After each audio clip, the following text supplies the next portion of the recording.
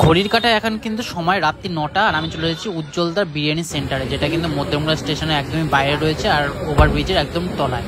এইখানে কিন্তু আমি চলে এসেছি। ফার্স্টে কিন্তু টোকেন করে নিতে হয়, এখানে বিল বানিয়ে নিতে হয়। আমি যেটা নিচ্ছি, এখানে দুজনের একটা কম্বো আছে। আমি পার্সেল নিয়ে যাবো, বসে খাবো না, বসে খেলে কিন্তু এখানে আনলিমিটেড দেওয়া হয়। আর কীরকম কোয়ান্টিটি সেটা দেখিয়ে দেবো। এখানে কিন্তু রীতিমতো মাটনের হাঁড়ি শুধু রয়েছে, চিকেনের হাঁড়ি কিন্তু পুরো শেষ, আর চিকেন চাপও রয়েছে। সেই অনুযায়ী আমি কিন্তু এখানে বিল বানিয়ে নিচ্ছি। মাটন আজকে খাবো না, আমি কিন্তু চিকেন বিরিয়ানি নেবো। আর মাটনের টেস্টটা একটু বেশি, মাটনটা আমি কোনো খেয়ে টেস্ট করে দেখিনি, তাই চিকেনটা একটু খেয়ে দেখবো। মাটন প্রায়ই খাওয়া হয়, সেই জন্য এখানে দেখো কিন্তু হাঁড়ি প্রায় শেষ, আর লাস্ট হাঁড়ি এখন আসছে, সেই জন্য এখন কিন্তু এখানে লোক নেই। লাস্ট হাঁড়ি চলে এসেছে টোটো করে।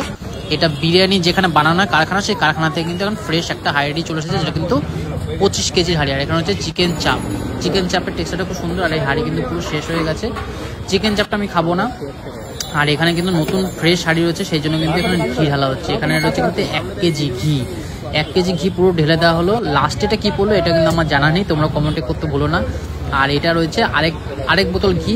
এখান থেকে কিন্তু হাফ লিটার দেওয়া হয়, মানে টোটাল 1.5 কেজি ঘিয়ে কিন্তু দেওয়া হলো এই হাঁড়ির মধ্যে। এটা 25 কেজি হাঁড়ি, কিন্তু পুরো হাঁড়িটা কিন্তু ভরা রয়েছে, পুরো রাইসে ভরা রয়েছে। আর অ্যারোমা তো সত্যি দারুণ আসছে, তো মানে ঘিয়ের গন্ধ আসছে। আর এখানে কিন্তু হাঁড়িটা যেহেতু ভরা রয়েছে, সেই জন্য রাইসটা অন্য হাঁড়িতে ট্রান্সফার করা হচ্ছে, মাটনের হাঁড়িতে।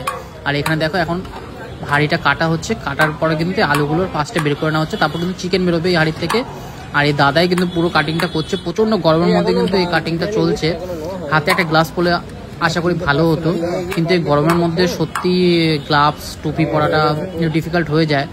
আর যেহেতু এটা লাস্ট হাঁড়ি রাখতে 9:30 বাজে এখন, চিকেনের সাইজগুলো কিন্তু সত্যি বড় আছে, সব কিন্তু প্রায় লেগ পিসই বেরোচ্ছে। আর এখানে কিন্তু একটা দাদা আছে যে কিন্তু বারাসাত থেকে এসেছে, বারাসাত থেকে টোটাল 11 পিস কিন্তু বিরিয়ানি নিয়েছে, সেটা কিন্তু চিকেন বিরিয়ানি। আর এটা হচ্ছে প্লেট রেডি হচ্ছে, যারা বসে খাবে তাদের জন্য কিন্তু এখনও রাত্রি 9:30টার সময় লাস্ট হাঁড়ি বলে তাও হচ্ছে 5খানা এখানে প্লেট রেডি হচ্ছে। এখানে আলু দিয়ে দেওয়া হয়েছে, এবার কিন্তু রাইস দেওয়া হবে আর চিকেন দেওয়া হবে।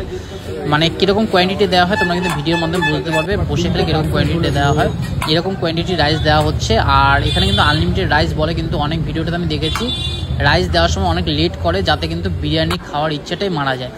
এটা কিন্তু উচিত না, রাইট টাইমে একটু দেওয়া উচিত। সেরকম সার্ভিসটাও দেওয়া উচিত, যেরকম কাস্টমার আসছে সেই অনুযায়ী সার্ভিসটা দেওয়া উচিত।